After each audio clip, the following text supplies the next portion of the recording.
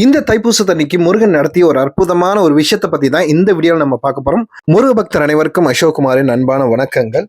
இந்த தைப்பூசத்தன்னைக்கு காஞ்சிபுரத்துல இருக்க குமரக்கோட்டம் கோயில் பேர் தான். கோயில் பயங்கர கூட்டம், சாமியை ஒழுங்கா பார்க்க முடியல. இருந்தாலும் சாமி அப்படி இப்படின்னு பார்த்துட்டு வெளில வந்துட்டு முருகா என்ன உன்னை பார்க்க வந்து இப்படி ஒரு தரிசனத்தை என்ன கொடுத்துட்டேன்னு சொல்லும் போது அந்த கோயிலுக்கு ஏத்தாப்புல ஒரு முதியவர் நின்றுட்டு இருந்தார். அவர்கிட்ட சென்னைக்கு எப்படி போறதுன்னு கேட்கும்போது குமரக்கோட்டம் கோயிலுக்கு ஆப்போசிட்ல ஒரு ரோடை காட்டி அந்த ரோடை நேரா போய் முட்டி ரைட் எடுத்தீங்கன்னா நேரா போய் பைபாஸ் ஜாயின் பண்ணோம். அந்த முட்டும் போது பாத்தீங்கன்னா ஒரு முருகர் கோயில் இருக்குன்னு சொன்னார். ஏன்னா இங்க ஒரு முருகர் இருக்காருன்னு சொல்லிட்டு நேரா போய் முட்டி அந்த முருகரை ஒரு நிமிஷம் பார்த்தேன். அவ்வளோ ஒரு சந்தோஷம். முருகனோட அவ்வளோ ஒரு அழகான ஒரு சிலை, அவ்வளோ அழகான ஒரு முருகர், அதுவும் அவ்வளோ ஒரு அமைதியான இடம். அது மட்டும் இல்லாமல் ரொம்ப ஒரு பாசிட்டிவ் வைப்ரேஷன் அந்த கோயிலை நான் ஃபீல் பண்ணேன்.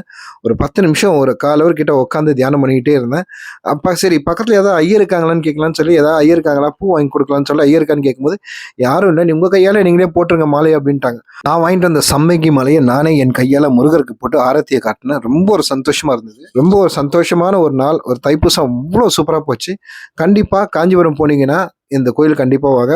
குமரக்கோட்டம் கோயிலுக்கு ஆப்போசிட் சந்தில் நேராக போய் முட்டினீங்கனாலே இந்த முருகர் இருப்பார். இன்னொரு முக்கியமான விஷயம் என்னன்னா, என்கிட்ட ஒரு பெரியவர் சொன்னார்ல, நேராக ஒரு கோயிலை போய் முட்டுங்க, முருகர் கோயில் இருக்கும், அங்கேருந்து ரைட் எடுங்கன்னு சொன்னார்ல. ஆனால் அந்த குமரக்கோட்டம் இருக்க கோயில் ரோடே பார்த்தீங்கன்னா நேராக போய் பைபாஸில் தான் முட்டுது. ஆனால் அந்த பெரியவர் என்கிட்ட சொன்னது என்னன்னா, இந்த வழியாக போய் நேராக போய் முருகன் கோயிலில் போய் முட்டி ரைட் எடுங்கன்னு சொன்னார். எதுக்கு அந்த பெரியவர் என்கிட்ட அப்படி சொல்லணும்? எல்லாமே முருகனோட திருவிளையாடல் தான்.